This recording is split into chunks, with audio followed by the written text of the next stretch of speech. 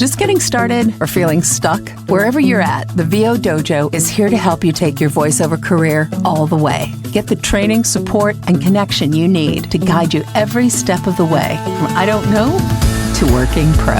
You get a rock-solid foundation and all the tools you need for your sustained, successful voiceover career. Mindset, skill set, and real-world experience, all in a hands-on, hearts-in, supportive community. Join us at thevodojo.com. Hi, everybody. Yay. Hello, hello. Welcome, everybody.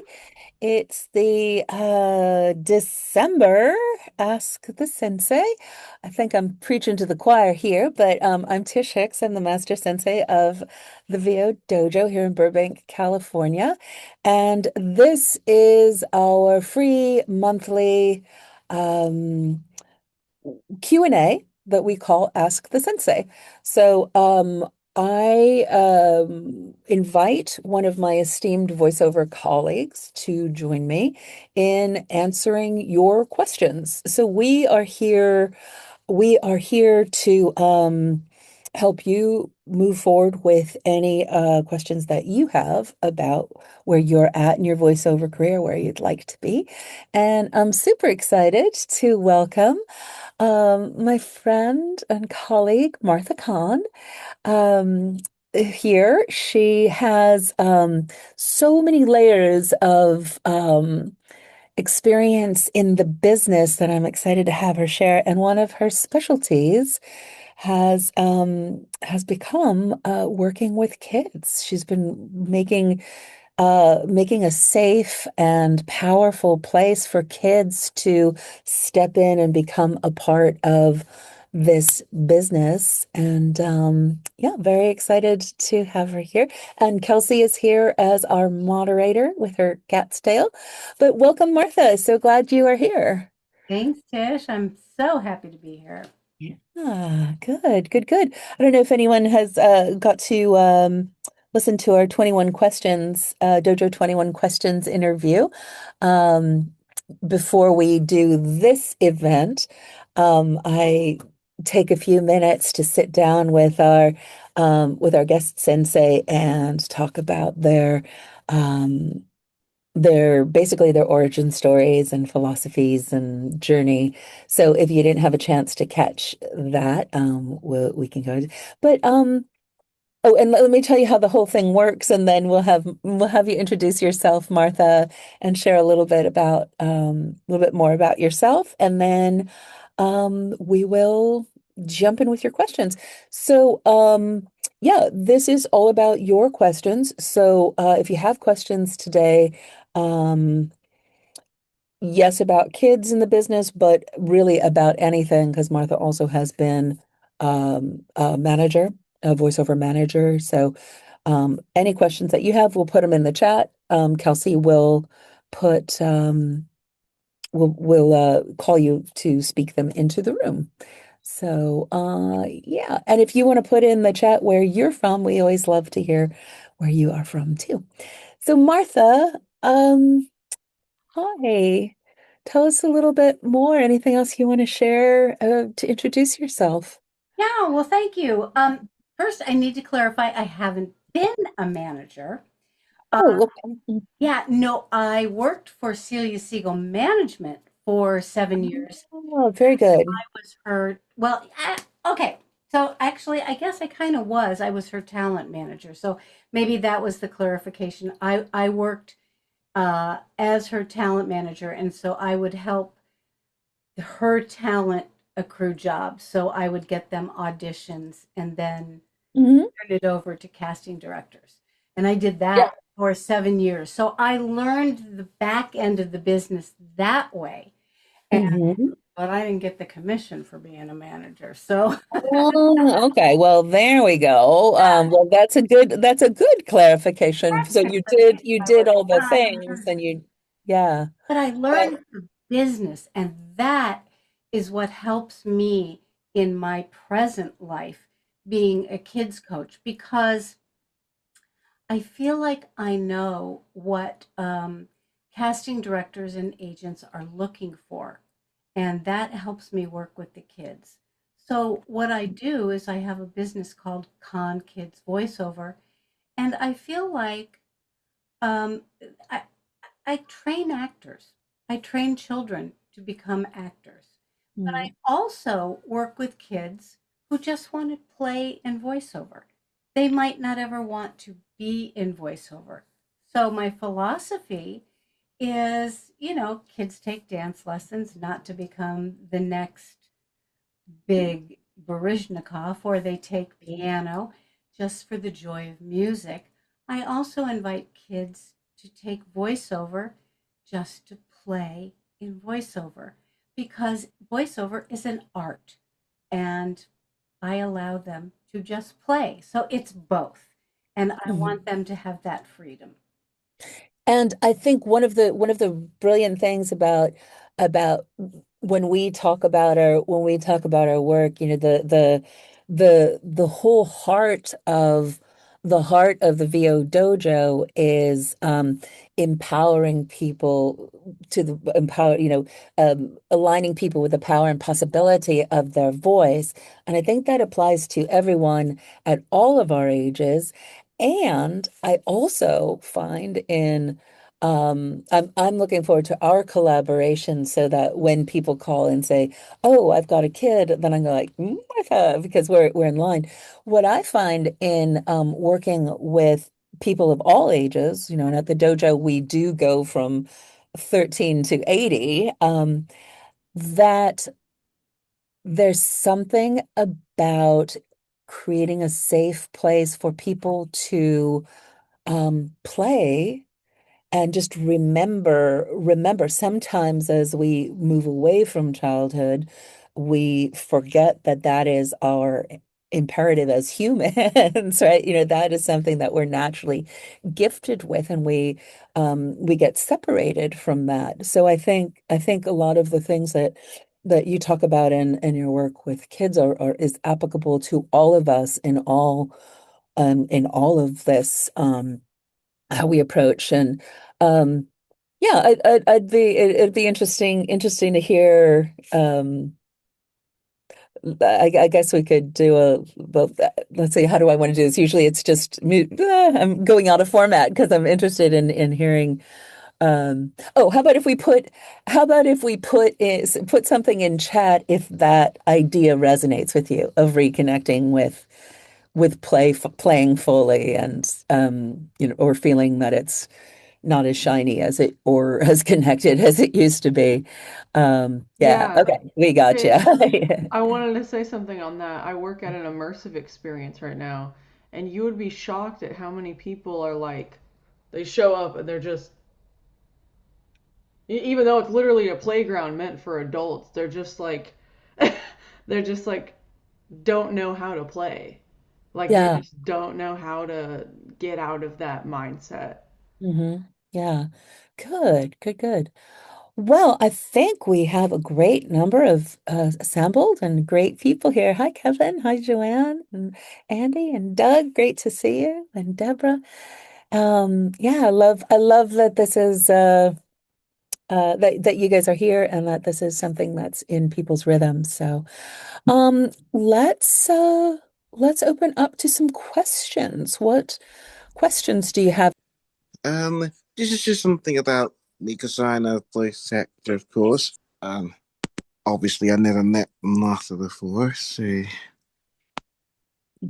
okay, so it's about so how long have you been voice acting then, Martha? Well, that's a funny story. Um, I graduated college in theater arts with a minor in children's theater and started in, probably the late 1990s. And I did a demo here in San Diego.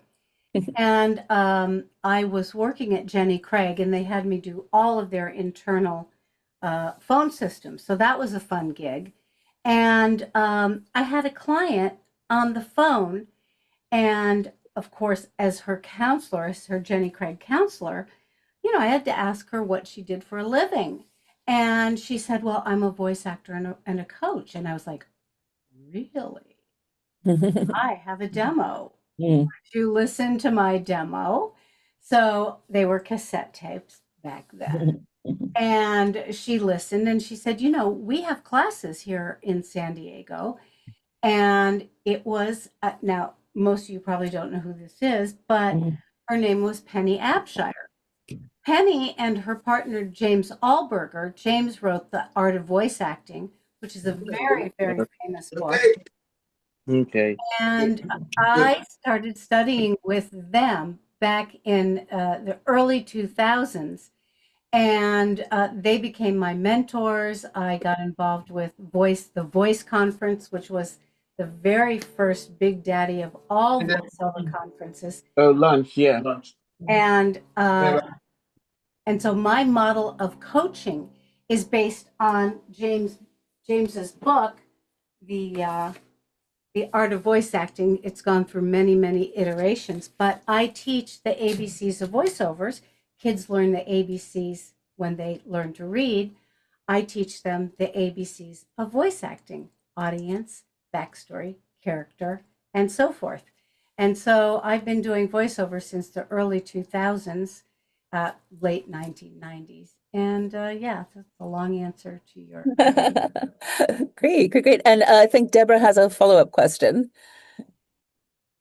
Yes, hello. I mean, it kind of goes with what you were just saying, but I also have a background in a lot of theater for young audiences and children's theater as well. So I was just curious about that particular kind of specialty and how it, like how that influences how you listen and how you coach, or if it does, for anybody of any age. Obviously, young people, there's a link with them, but I'm just really curious about that connection between children's theater, maybe that idea of play and voice acting, and love to hear your thoughts on that.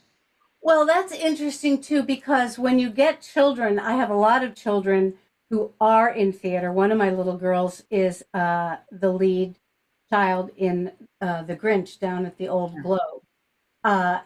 And so when you get the kids who are in theater, they want to reach the back row. They're very dramatic. And so, of course, you have to bring them in and teach them how to work the mic. The same with the kids on camera. I love doing workshops with the agents for their kids who are on camera and want to become voice actors, because they're the ones who have the camera and they have the copy and then they look in the camera. And, you have to teach them not to look at them because they get lost. So it's fun to work with child actors and teach them the segue from stage or screen to voiceover. And yeah, but they're fun because they're already actors. The kids who are not actors, they just know how to read. And so we have to teach them the art of acting as well, the art of working with emotions and connecting with the script. I don't know if that answers your question. Yeah, no, that's really fun. That's I think it's interesting because in terms of your work, like we can go like, oh, what do you do with the kids? But everything is applicable, right? Because when we've had people who are in the Broadway cast of Phantom of the Opera come through the dojo, and we have people who've never done this before in their lives as well. So we have that same range.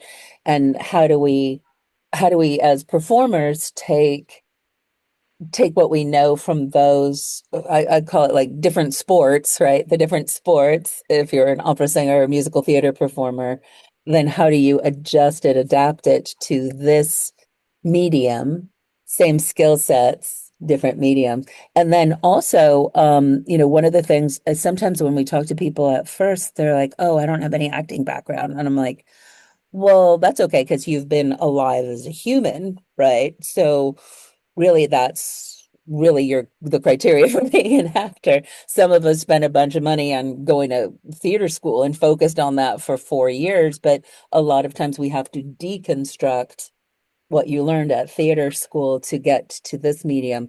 And then the dojo is a place where you can learn, like find the ways to play and ask the questions and things like that. So just out of interest, of the folks who are here, are there people who are here because they have children or work with children.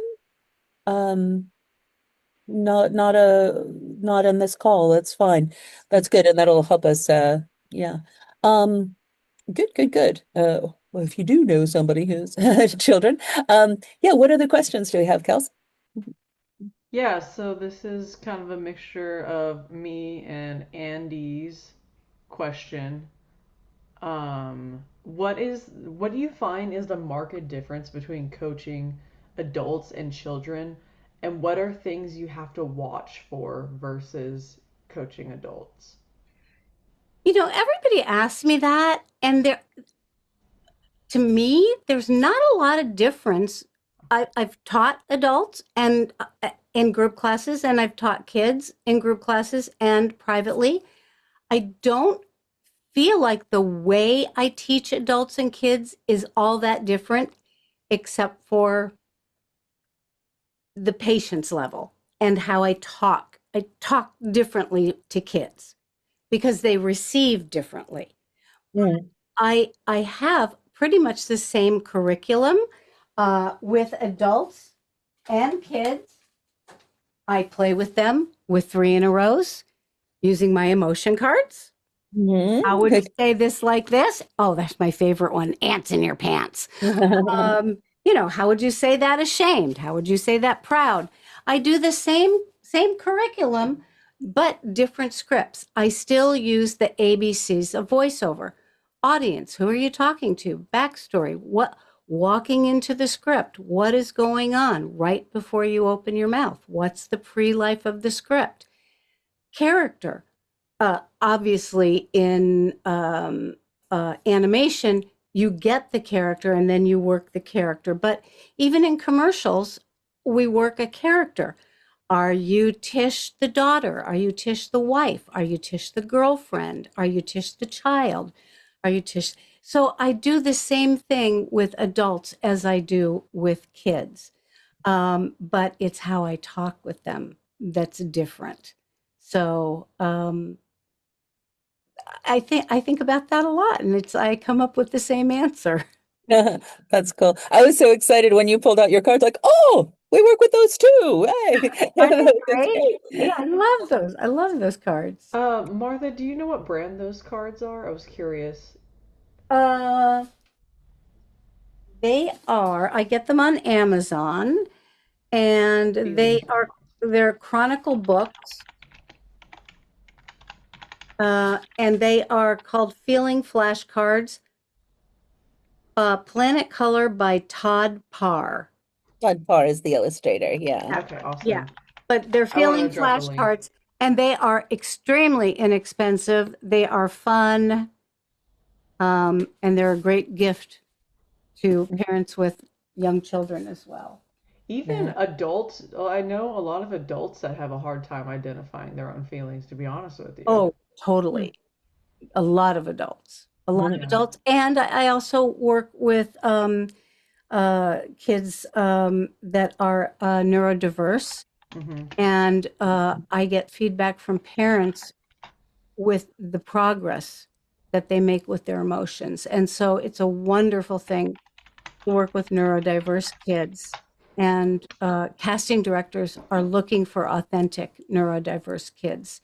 Mhm. So it's a great thing to work with. Yeah, that's another overlap with the dojo. We're always creating the space for everybody, all brains, as we say here, all brains, to find a place to anchor. Yeah, good.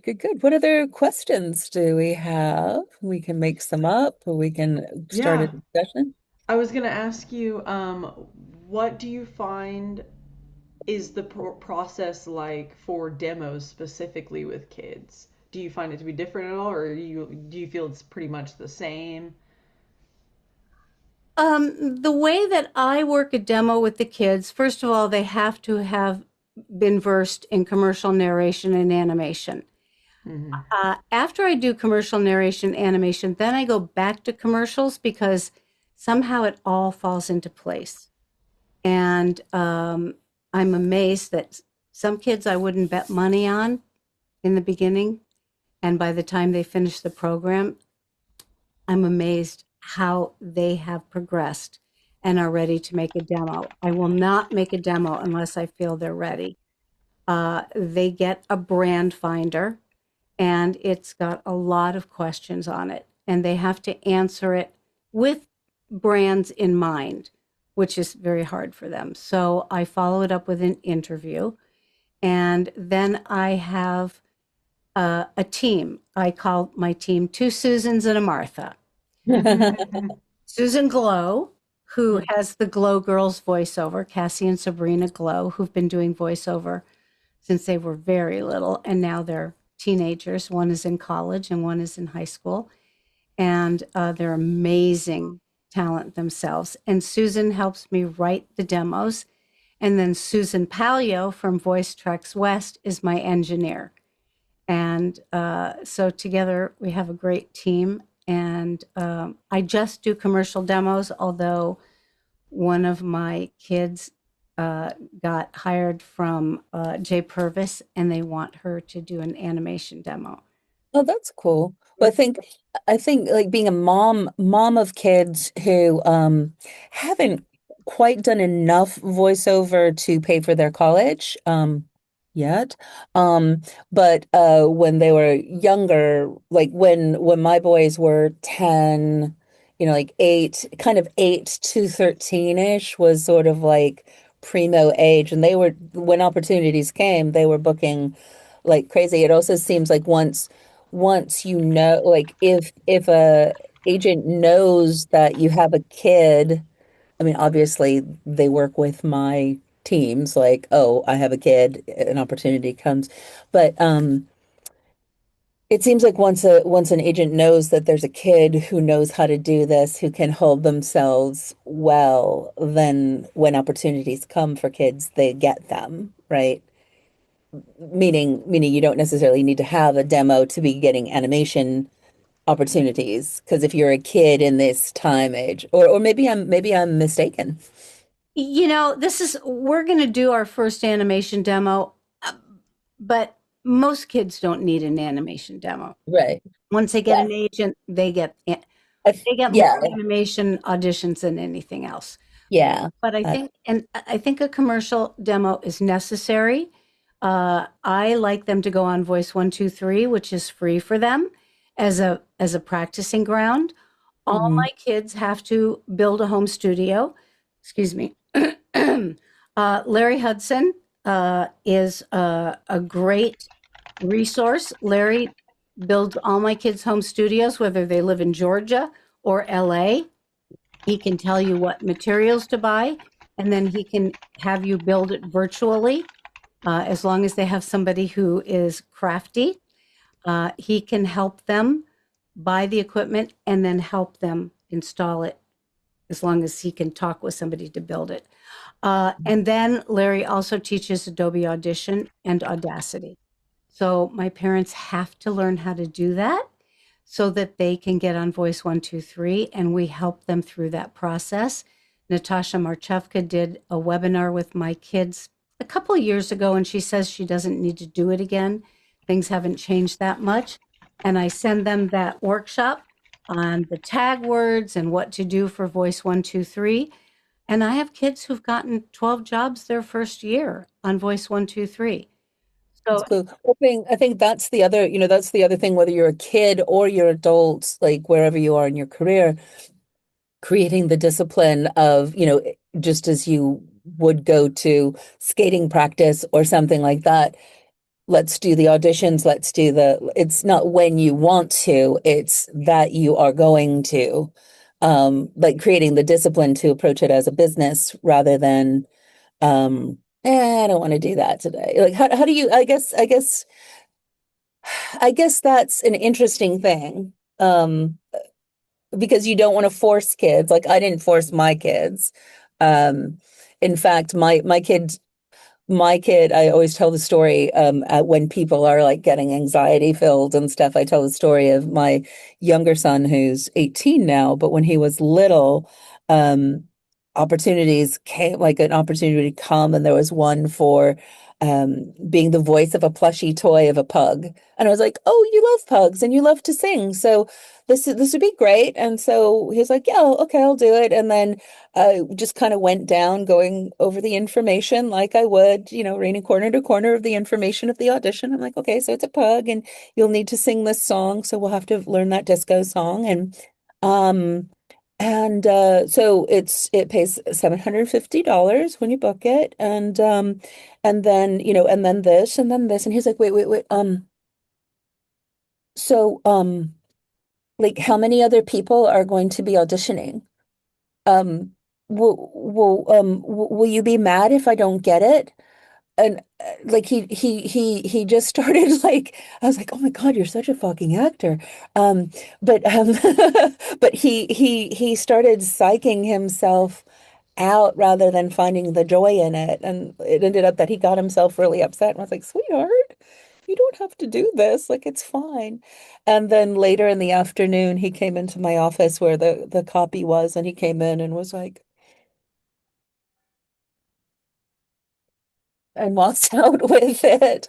And then, like, just before bedtime, he was like, I think I'm ready to do it. I'm like, well, now, okay. So it's like I guess I just opened up a can of worms, but opening up a bunch of stuff about that. But I think that there is something about all of us being able, like, this is our practice, this is our practice, this is our practice, and how do we do it every day? Yeah. Well, and that's another thing you bring up, because a lot of kids, I mean, there are kids that say to me, what if I make a mistake? And I'm like, yes, this is to make a mistake. This is where we get to goof. We're actors. We're readers. We read. And when we read, we make mistakes. Everybody makes mistakes. So that's part of your job. Our tongues get twisted. So it's a good thing. And when you make a mistake, don't go back and read the same way. Try it another way. Try something different. This is the exciting part of being an actor. You get to try different ways. And I think that soothes them. And I also have to talk to them about rejection. That's part of the job. So, it's part and parcel. The casting directors will tell you that there's 500 to 1,000 kids auditioning for these things. It's just part of it. But I tell them the job is the audition. Job isn't getting the job. It's the audition. And that's how I train them. That's cool. I wonder if we can segue to Andy. Like, I know we talked a little bit about the difference between working with kids and adults, but Andy, can you say your question here? Because I think it might be a really good segue into how we all have our relationship with, where we give ourselves permission, where we don't. Where do these breaks? I love this, unlearn habits, the way you said that. Well, go ahead, Andy. Yeah, I was similar to Kelsey's question, going with adults. As adults, we forget how to play. My background is I've done military and security work, and so I've completely lost the ability to chill out sometimes. So it's a struggle for me. Now, when I'm not with my nephew or my dog, which I can be very playful with and forget all those other boundaries, I'm stuck in this adult mode. And I see. Yeah. so it feels like I need to unlearn a lifetime of habits. And have you found little tricks along the way where you can kind of pull people out of those habits of being in adult mode? I think those cards are definitely one way to do that, and sometimes it's just repetition. And I'll take those cards and I'll say, okay, today we're going to do minion talk with the cards. I'm not going to use a sentence. We're going to take the card and we're going to do, oh gosh, overjoyed. How would you do overjoyed in minion talk? Now, somebody who's has trouble playing is going to have a hard time doing that at first, but Mm. they'll do it and then they'll laugh at themselves because they feel so stupid, you know? And then we loosen up. I have learned, I've got a thing of homonyms, and it's reading how there's like 6 homonyms in the story, and everybody who reads it wrong, and they know they're reading it wrong, but they don't know why.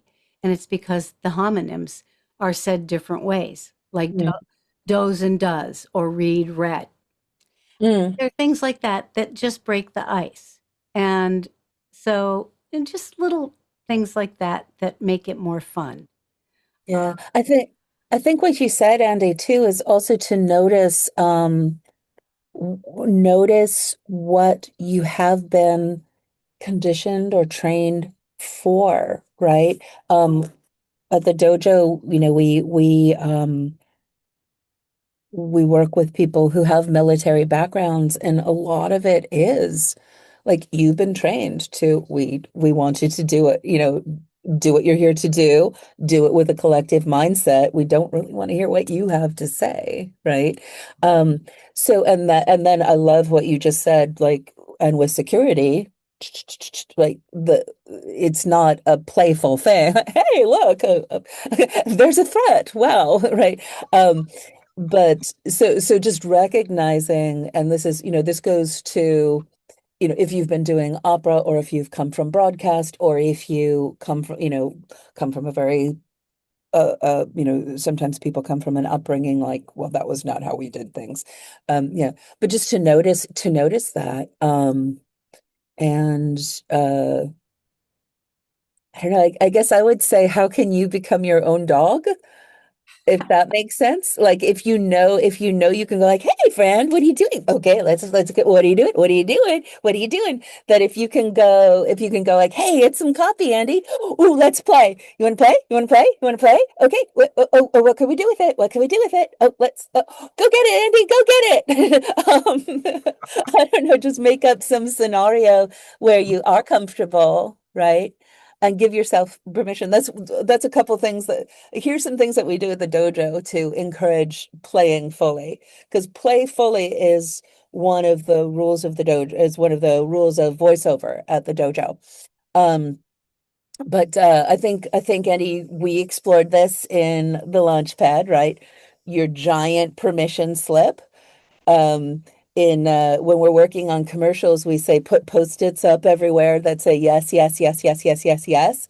And when you step into any place that you're going to explore doing your voiceover, I won't even say doing your voiceover work, but you're going to enter the mat of the playground, enter your playground of voiceover whenever you and a piece of copy can get together, or whatever it is that you're reading or bringing to life. Start with going yes, yes, yes anywhere in your periphery.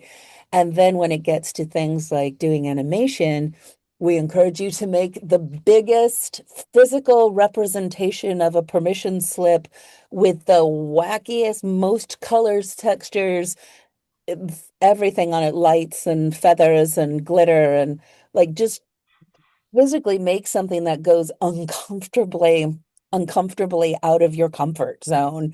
And every time you're like, "Ooh," Oh. look at that and go like, I have a permission slip the size of Montana.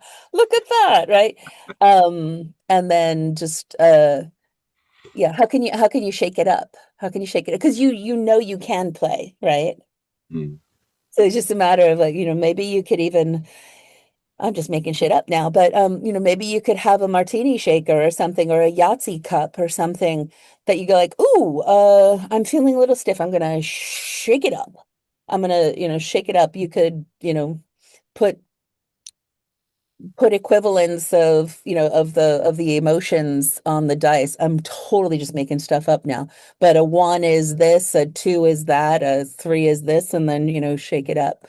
Yeah, anyway, so I think this idea of we create our own playgrounds is um is a really powerful one, because sometimes we come to this work, okay, it's work and we've got to be serious about our voiceover work. But really,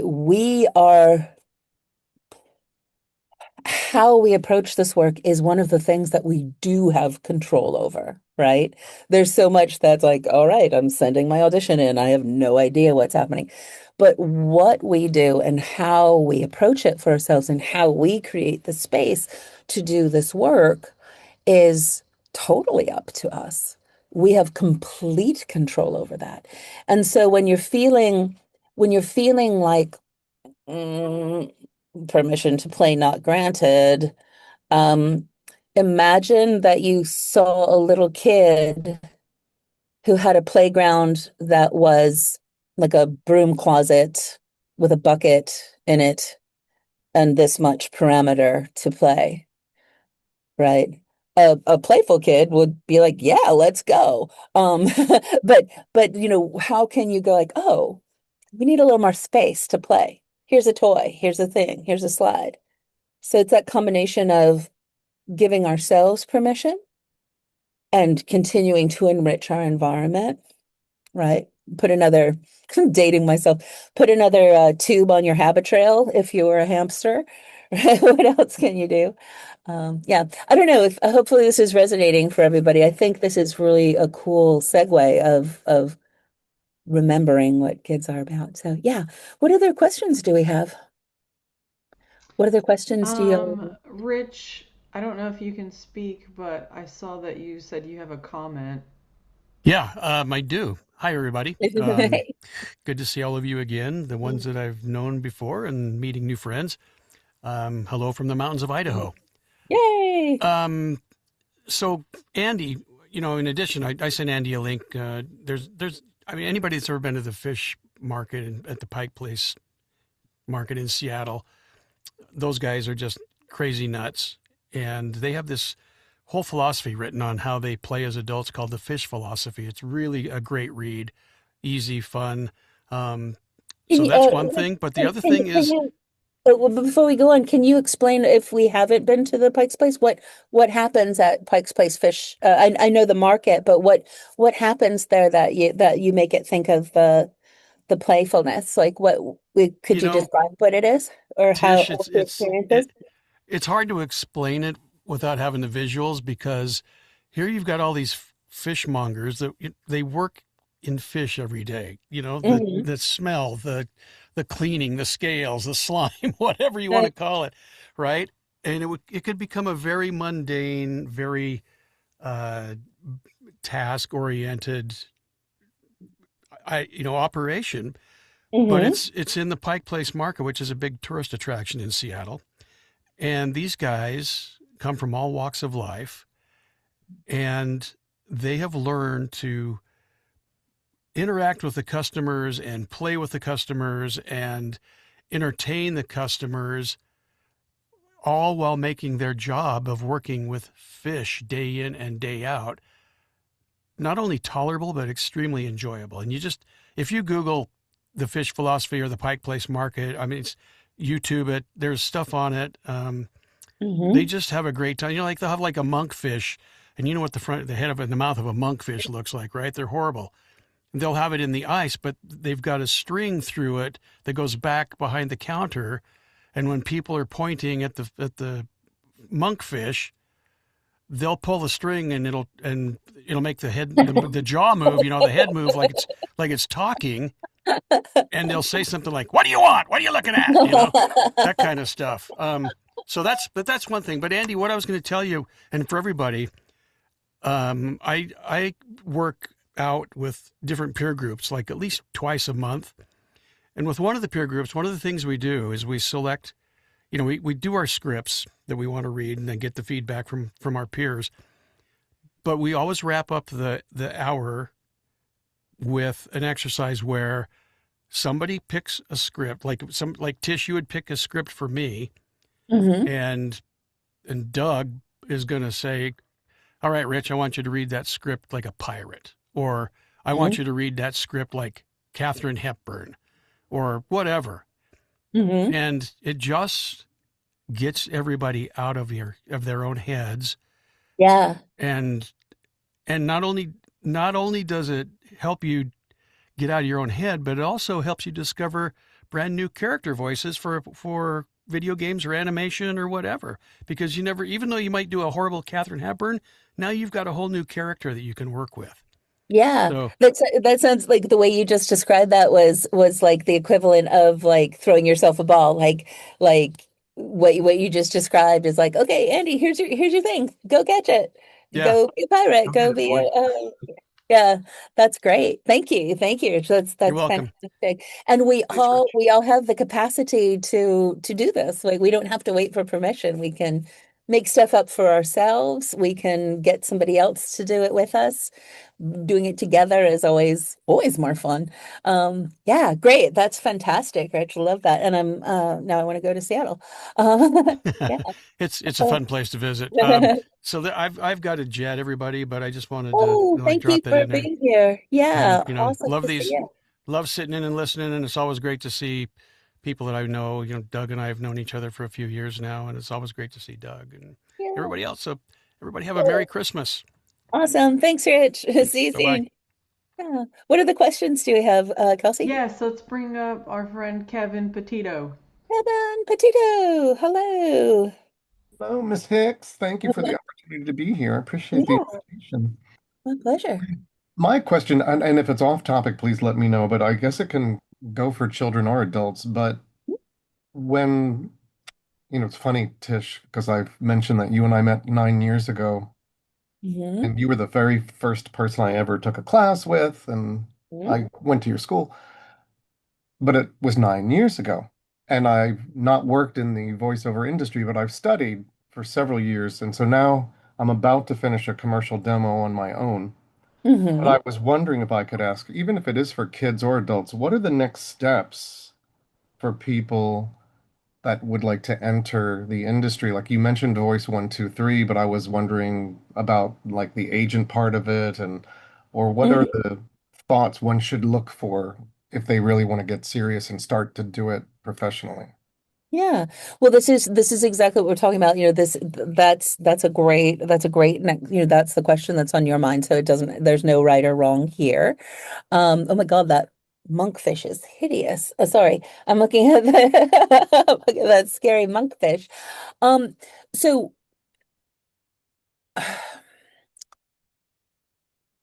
one of the things, the thing that we talk about at the dojo is that you're on a continuum from I don't know to working pro, right? And we're doing an art form. As Martha said, this is an art form. And we are also building our businesses, right? So from wherever you are on your journey, we need to be doing both, right? And at first, we put more emphasis on the development of our craft, of our product, right? And so we give ourselves this playground and allow it to unfold. And then we hone in on this is my product, right? So whatever and in your case, Kevin, you're taking what you know from the industry and creating something that I would continue to call a sample if you're putting your own demos together and you're not a sound engineer or I can't remember all the details, but um, thinking of it as presenting things as samples rather than this is my demo. And there's lots of qualifications about this, but run by what's going on with your stuff. So getting your product together is one thing, right? And then just as you would with any product, the dojo, when we're at the brown belt level, we start talking about if you were to create a brick and mortar business somewhere, what would the product be, and what would you need to get that product out, right? So there's this general idea, right? The dojo, we talk about if you were starting a lemonade stand, what would you need? and like really thinking through it, like as a business, not just as a cute kid, right? Because there's one thing putting a table out as a cute kid, and there's another thing about running a business. So I think those are the things. And then why are you starting your business? What are your goals, right? And then figuring out how you're going to approach it, because there's lots of different ways once you have your product. What genres are you going to focus on? Where's your low-hanging fruit? What makes most sense with the skills that you have and what you're putting forward? That would be a layer of questions. What is your time like? What is your availability like? Right? Because if you're working a 9 to 5 job with absolutely no flexibility, approaching agents is not necessarily going to work, because when opportunities come for auditions and jobs from agencies, if you have absolutely no flexibility during work hours, that might not be the best fit. And then there's things like pay-to-plays, where you can be in creating your own clientele, your own audition process and your own clientele relationships. That might be on a little bit more on your terms. So there's lots of layers to what happens next. What would you say, Martha? What would your thoughts be about where Kevin is? And you might have said this, but bloom where you grow. So go to Chamber of Commerce meetings, or not Rotary Club, but things like that. Business. What do they call those business meetings in the morning, where you go have breakfast and, people from different walks come together, and, they only have one of each genre there. So your talent would be a voice actor, and all of a sudden you start getting referrals from people of all different walks of life. Oh, my husband does this. Let me give you his number, or let me give him your number. And all of a sudden they need somebody who needs a narration. So, you start working in your own community, and you start getting referrals, because I've been in sales my whole life, and sales is a business of futures. So start making communication with lots of people. Always have cards with a QR code on it, with your information, so people can scan on their phones your contact information, and have your website on it. And things just mushroom. That old, if you build it, they will come. So proper prior, what is that? The 7 P's: proper prior prevention. No, proper prior planning prevents piss poor performance. So if you start planning, then you're ready when things come. So you always want to be ready when somebody asks you. And I think there's also something where you're talking about, Kevin, that you've been on the journey for a while. You're feeling like you're at a place where you want to step in and start going like, okay, this is what I'm doing. I'm opening my business, right? Trust. I mean, we've known each other for a little bit. It was great to reconnect with you recently at the John LaFontaine Lab. And you are naturally a connector of people. You have a real knack for going like, hi, this is Tish, and she does that, and she's great, and this is so and so. So keep on trusting the talents and the skills that you have, and then there's always this transition when we are in process of becoming, that we need to cross the threshold to being, right? And in our own minds, at the dojo, when we finish the Mystery to Mastery program, which is the full year training that goes through the belt levels that go through these processes, right? Exploration, self-exploration, demo prep, demo production, and then integration, which is where you're talking about right now. You've got a product, or the beginning of a product, that you're ready to integrate into the world. There's this crossing of the threshold. And I always talk about how when people are going from brown belt to black belt at the dojo, that I'll always be your sensei, And if you ever find yourself, if you happen to find yourself in a trench on a Death Star shooting at a small target, and my voice comes up to guide you, that's great, but it's still you shooting, it's still you flying the X-Wing, right?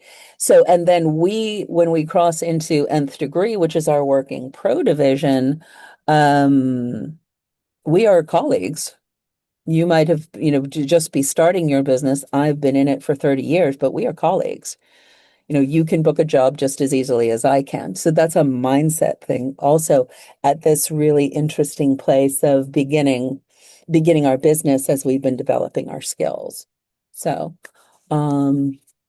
yeah, is that helpful, Kevin? Is that Well, it's immensely helpful. Thank you. It's also something that you've been saying in this session about, giving permission. But recently it's come to my own mindset about just the fact about deserving. As I've said, it's been 9 years since we met. So there's a little bit of that as well in our own personal mindset of like, do you even deserve to absolutely have the demo at all? And I never felt right? like I did. If you remember, Tish, when you started out, well, you were one of the people doing it, but I remember back in the 80s and 90s when people would say, what about voiceover? Like this is the Broadway community, for example. And everybody's like, Hmm. oh, it's a very closed community. You can never get into the voiceover. Once you get in, you can do it, but they'll never let you in. So don't even bother. That was the talk on the street in New York City about And voiceover. that's how everybody didn't do it. Like go over there. Yeah. No. And so, but those are the things that we accept or we don't accept, right? Oh, then I'm going to be part of the 1% that does.